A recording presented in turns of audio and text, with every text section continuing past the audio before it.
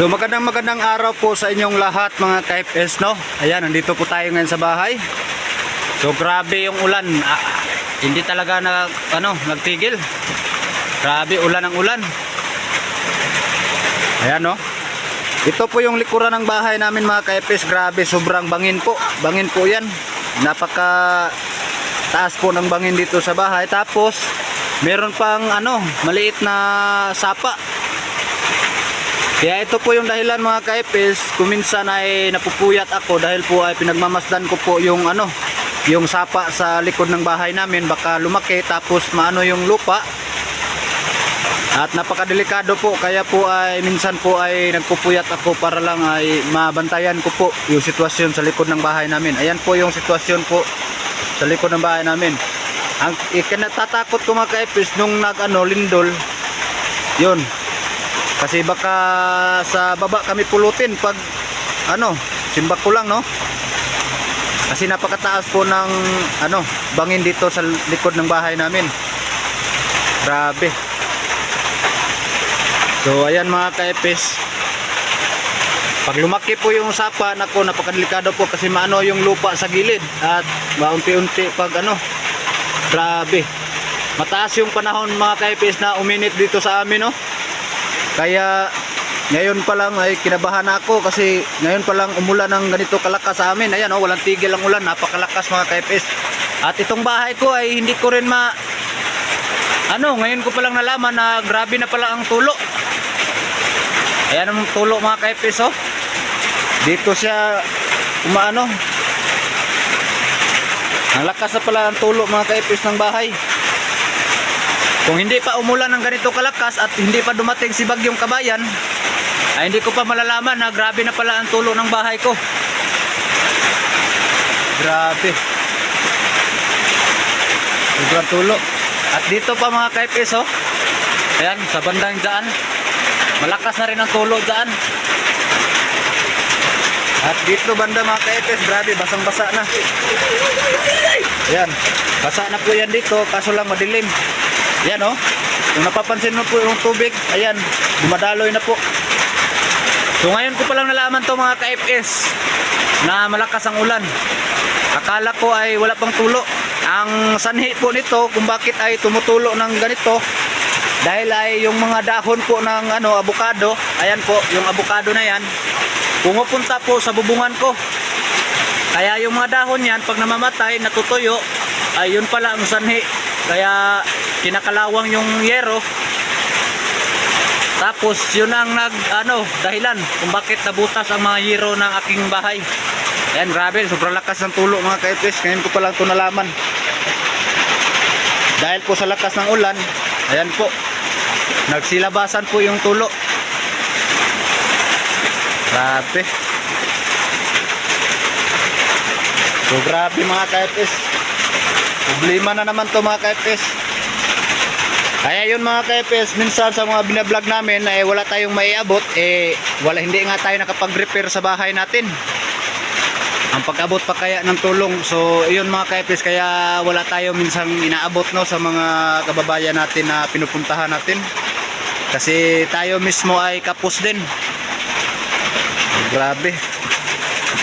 Ganito po yung sitwasyon ng buhay namin dito sa amin.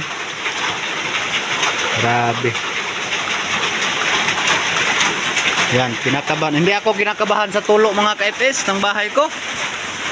Dito ako kinabahan sa sitwasyon sa likod ng bahay namin. Baka wag naman sana, baka bumigay ba, dahil po ay ilog po yan. Yung sapa ba na maliit, baka lumakas ang ulan na masyado tapos bumaha. Kasi sobrang kasi bangin kasi masyado. Ayan, oh. Grabe. Natatakot na ako dito mga ka-FS. Gusto ko nang lumipat pero wala pa tayong budget para paglipat ng bahay. Doon ako sa malapit sa kalsada. Lilipat ako kasi takot na ako dito. So grabe. Nakakatakot dito mga ka-FS. So ito talaga pag umuulan, nako, bagyo, lindol, Hindi talaga ako makakatulog. Grabe, puyat na naman ako kagabi mga ka-FS dahil po yung ulan ay walang tigil. Grabe. Walang tigil po yung ulan. So dito po sa sahig ng bahay namin, basang-basa na po. Yan, basa na. Tapos wala pang ilaw mga ka-FS dahil nag-brown out ngayon. Brown out po. Ito tayo ngayon sa ilalim ng bahay. Ito po yung ano, ito po yung sa likod ng bahay, no. Yan po. Ayan po. Yan po yung likod ng bahay namin. Diyan po yung tumutulo. Grabe. Doon sa bandang ano po sa itaas ay kalsada na po yan dyan.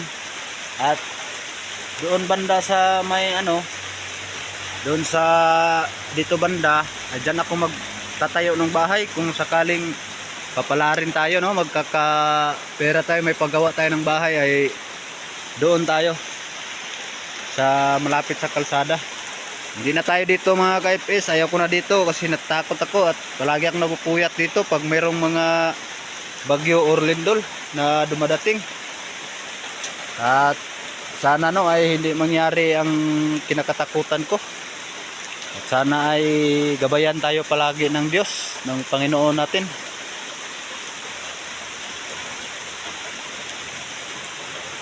So yan ang mga ka-FS, no, nakita nyo po yung sitwasyon dito sa bahay, sa likod ng bahay namin.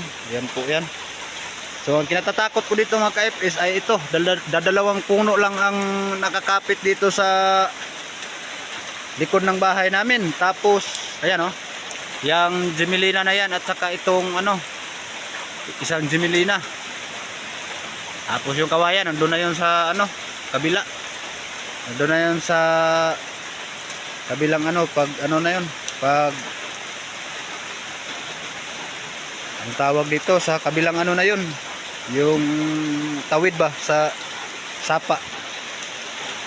So yung mga Gemelina na yun mga ka-FS, kung nakikita nyo parang na ano na, parang nagano na rin, parang tumba na, nakaganon. Kasi po naurong na po yan dahil po yung lupa gumalaw, umurong na po yung Gemelina. Kaya po yan, oh, kung nakikita nyo po parang nakagano, nakabaliktad, imbis na papunta doon ay nakabaliktad na siyang ganyan kasi umurong na po yung lupa niyan, na-disalay na po. So yan po mga ka-FS, to sitwasyon na po dito sa amin. Grabe, sobrang nakakatakot po, natatakot na po ako dito.